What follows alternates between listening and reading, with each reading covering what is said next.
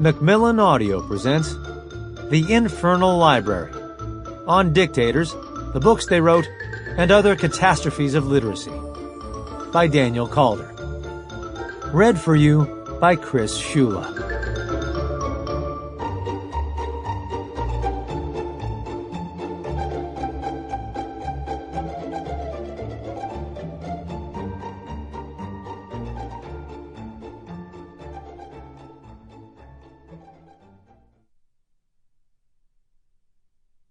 While nothing is easier to denounce than the evildoer, nothing is more difficult than to understand him.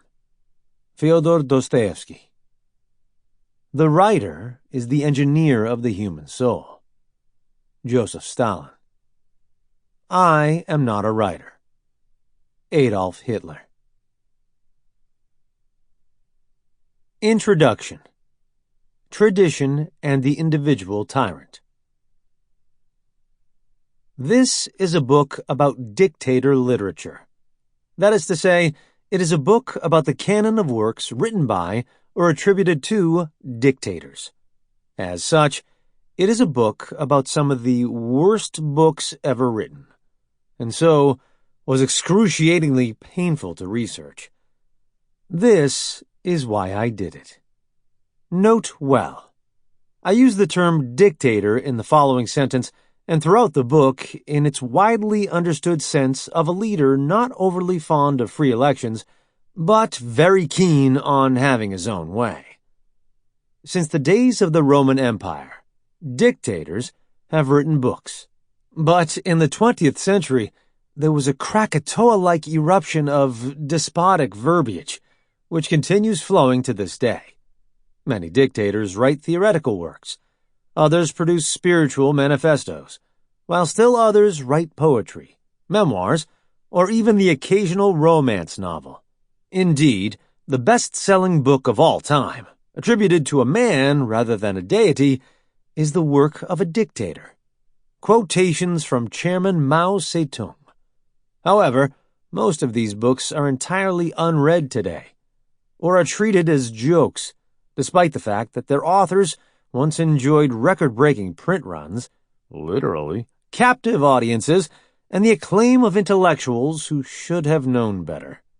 Since many of the authors were mass murderers of some note, the almost complete disappearance of their texts, and subsequent lack of interest in them, struck me as something of an oversight.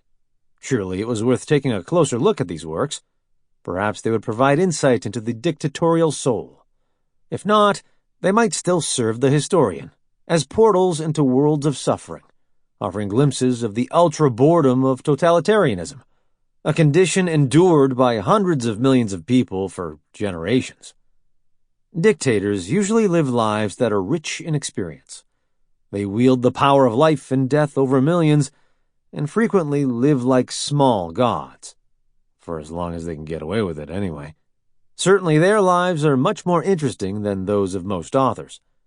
With all this power and unique knowledge, the dictator of even a small and geopolitically insignificant country should thus be in a position to write at least a moderately interesting book, even if by accident. And yet to a man, they almost always produce mind-numbing drivel. I wanted to know why.